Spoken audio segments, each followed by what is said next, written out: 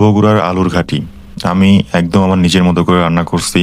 আসলে আলুর ঘাটি হয়েছে কিনা জানি না, তবে আপনারা কমেন্ট বক্সে জানাইতে পারেন যে এটা আলুর ঘাটি আসলেই বগুড়ার মতো হয়েছে বা হয়নি। তো চলুন, আমি আমার মতো করে খুব সহজভাবে রেসিপিটা রান্না করছি। তো চলুন রেসিপিটা দেখে ট্রাই করেন।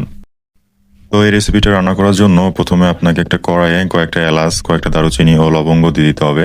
তারপরে আগে থেকে পেঁয়াজ, রসুন আর কাঁচামরিচের যে পেস্টটা এইটা দিয়ে দিতে হবে। তারপরে 2টা টমেটো কুচি দিয়ে দিতে হবে, লবণ দিয়ে দিতে হবে।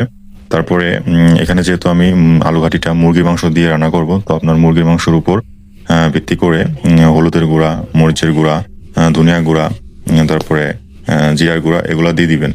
তারপরে আমি এখানে এক্সট্রা একটা গুঁড়া ইউজ করছি, সেটা হচ্ছে রাঁধুনির মুরগির মশলার গুঁড়া, যাতে একটু ফ্লেভারটা ভালো হয়। তো এগুলো দেওয়ার পরে সুন্দর করে সয়াবিন তেল দিয়ে দিবেন। সরিষার তেল দিলেও ব্যাপারটা আরও জমে যাবে, কিন্তু সয়াবিন তেল দিয়ে এখানে রান্নাটা হয়েছে। তারপরে সকল মশলা একসাথে খুব সুন্দর করে মেখে নিতে হবে। মেখে নেওয়ার পরে আগে থেকে রেডি করে রাখা আপনার যে মুরগির মাংসটা সেটা দিয়ে দিতে হবে। দিয়ে খুব সুন্দর করে মাখিয়ে 20 থেকে 30 মিনিট ম্যারিনেটে রাখবেন। তারপরে পানি দিয়ে একবারে চুলাতে উঠাই দিবেন। তা যখন মাংসটা প্রায় 70 থেকে 80% হয়ে যাবে, তখন অন্যদিকে আপনি আধা কেজি মতো আলু সিদ্ধ করে নেবেন। সিদ্ধ করে ওইগুলো খুব সুন্দর করে ম্যাশ করে নেবেন। ম্যাশ করার পরে আপনি ওর মাঝে একটু পানি দিয়ে দিবেন, বা এটা করলে ভালো হয় যে মুরগির রান্না করা যে ঝোলটা, ওই কিছুটা ঝোল আলুর মধ্যে দিয়ে খুব সুন্দর করে একটা নরম গ্রেভি তৈরি করে নেবেন। তারপরে যখন মুরগির মাংসটা প্রায় 80 থেকে 90% হয়ে যাবে, তখন এই আলুর যে গ্রেভিটা এটা খুব সুন্দর করে দিয়ে দিবেন।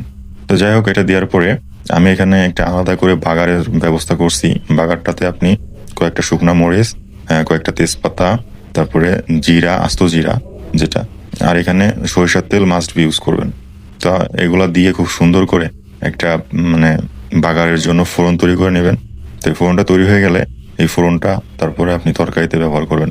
তো এতে আপনার ফ্লেভার মানে অনেক বেশি ভালো হয়ে যাবে।